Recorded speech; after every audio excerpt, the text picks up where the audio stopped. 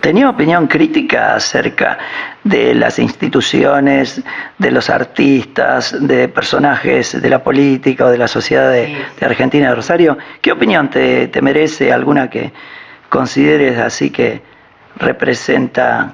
Bueno, él en algún viaje que vino, antes de venir definitivamente, vino a Rosario con la intención de, seguramente, de volver. Paró en ese momento en la casa de Musto, lo que hoy es la escuela, y allí en Saladillo estuvo viviendo un tiempo. De esa época son las inundaciones, que hay un cuadro en el Castanino, sí, y hay otro acá en el museo. Bueno, en ese momento se enoja mucho con Rosario y dice que Rosario es una ciudad fenicia, que solamente le interesa el comercio, el puerto y el comercio, y que el arte no tenía cabida en Rosario. Así muy vehemente como era él para decir las cosas. Y se vuelve a Europa. Después siempre tuvo una visión muy crítica frente a las corporaciones que se producen alrededor, o que se producían, bueno, en su momento, en su época, creo que sigue siendo así, entre los hijos y los entenados, ¿no?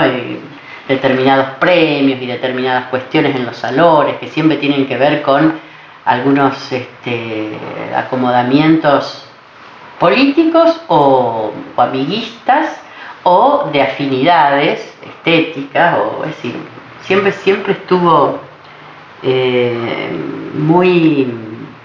siempre fue muy crítico de todo eso, y entonces se le iban cerrando algunas puertas que él obviamente optaba porque se le cierran, ¿no? Claro.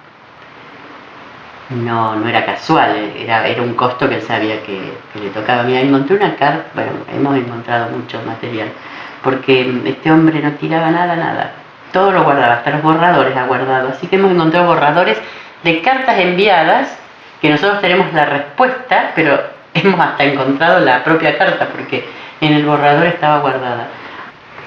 Bueno, acá tenemos la pipa y los anteojos del artista.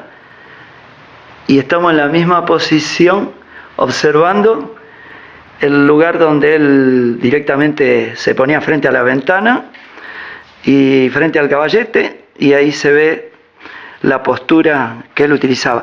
Silvia, ¿cómo iniciaba, hablando de las obras, don Gustavo, tu abuelo, las pinturas? Bueno, sí, eso me acuerdo porque lo he visto muchas veces, y aparte a veces especialmente me sentaba así como estoy ahora, pero allá, y lo miraba pintar.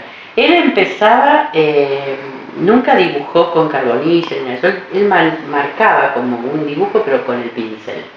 Tomaba un color quebrado, un marrón, un color quebrado, y con eso marcaba, tipo, no como un dibujo, sino como un esquema. Y después él siempre me decía que él componía el cuadro como una sinfonía, dice, como si fuera un director de orquesta.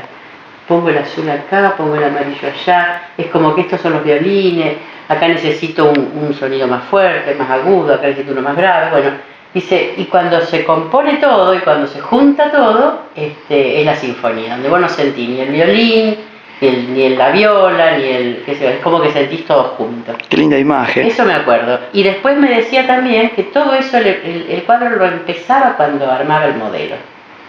Pues yo si pongo un durazno, no estoy poniendo un durazno, yo estoy poniendo un amarillo, estoy poniendo un rojo, y entonces estoy viendo qué necesito que caiga, cómo articular. Dice, yo empiezo el cuadro en la composición del modelo. Otra experiencia que hace un ratito me estabas comentando acerca de Banzo, que me dijiste la anécdota con Banzo. Ah, sí. En el año 1977 vino Banzo, traía una tela, vino a pintarlo, habían acordado ya que él iba a venir, y traía una tela manchada, un rojo furioso, un azul furioso y un amarillo, así 3 manchas ya puestas en la tela, nada que ver con nada preestablecido. Entonces se puso en el caballete, así como está ese caballete y esa silla, pero ahí se sentó Banzo y ahí puso su tela. Y mi abuelo se sentó en el rincón donde él armaba sus modelos. Y empezó, también con un pincel, empezó a dibujar, empezó a trabajar con grises y marrones. Y empezó a delinear, ¿viste? Yo te digo que en menos de 20 minutos, media hora estaba plantado el gesto cansino, esa cabeza gacha, ese gesto de mi abuelo estaba impresionante. Y empezó con una línea y con gris, él tenía un pullover gris, y entonces empezó con gris a tapar los rojos o los azules, pero no del todo. Después si vos mirás el cuadro se ve, debajo de esos grises se ven las manchas, no las tapó, simplemente las fue articulando ahí arriba. Y partió de una mancha, partió la cara, vos no sé si vos te acordás, mi abuelo siempre tenía la nariz colorada. Sí. Bueno, de la mancha roja salió la nariz. Y después fue trabajando con grises y con sienas y mantuvo las manchas del fondo, las fue trabajando, pero impresionante la habilidad, la destreza para plasmar en unas líneas y jugando con esas manchas. Realmente el gesto absoluto, vos lo conociste y en esos últimos años vos ves ese retrato y es exactamente la imagen de mi abuelo. Esta es la última obra de tu abuelo, ¿no? Es la última obra de mi abuelo, la última que firmó y la última que hizo. Después hizo algunos como garabatos, digamos, que quedaron ahí, están guardados. Intentó volver pero estaba ya muy viejito. Ya no pudo salir de así, como jugar con el pincel sobre la tela, pero no. Esta es la última obra. ¿Qué me dirías, alguna cosa, un broche de oro, que tengas algún recuerdo, alguna imagen, algo con lo que... Mira, a mí me gustaría contarte algo más. A ver. No es el broche de oro que vos me pedís, pero que yo me acordé ahora. Él siempre estaba, que te lo dije antes, siempre estaba como sintiendo él, que se tenía que justificar por no ser un pintor moderno, por no ser un pintor abstracto. Y él me decía que para él la pintura, contrariamente a eso, sin embargo, acá venían a verlo un montón de artistas jóvenes de la época que venían acá a charlar con él, le decían maestro, venían a ver al maestro. Él tenía mucha prédica entre los jóvenes y los respetaba mucho, pero él decía que para él la pintura abstracta era, o la pintura geométrica, o sea, el buscar la abstracción era una pintura fría, era geométrica, era matemática. Para él la pintura tenía directa relación con la emoción, y la emoción, desde él, se veía expresada a través de las escenas de la vida cotidiana, donde se reflejaba, bueno, como él ha pintado, la mujer en la cocina, haciendo sus quehaceres, o amamantando a su niño, o hizo muchas series de oficios, reflejando y jerarquizando al zapatero, al carnicero, al trabajador, al jornalero.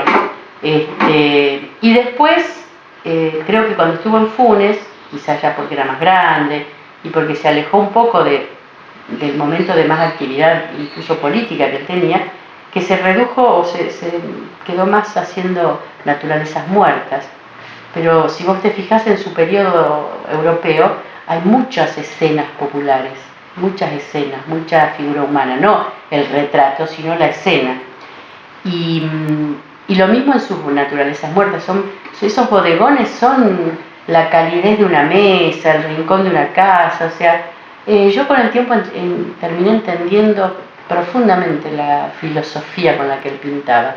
No era simplemente un pintor que se ciña al modelo, no, trascendía ese modelo porque él estaba poniendo en eso toda la calidez y toda la importancia de resaltar y de jerarquizar la vida cotidiana, las cosas simples. Y él decía que él no necesitaba inventar nada, porque la naturaleza le ofrecía todo. O sea, la naturaleza me ofrece todo. Mira, Silvia, lo decía siempre. Realmente muy cálida, muy grata, muy rica la charla y directamente de quien lo conoció, que es su propia nieta. Te agradezco realmente haber entrado aquí y poder difundir. Has pasado por acá de chico también. Has sido nieto de un amigo de mi abuelo, así que se juntaban para fumar los cigarros allá afuera. Bueno, muchas gracias. No, al contrario.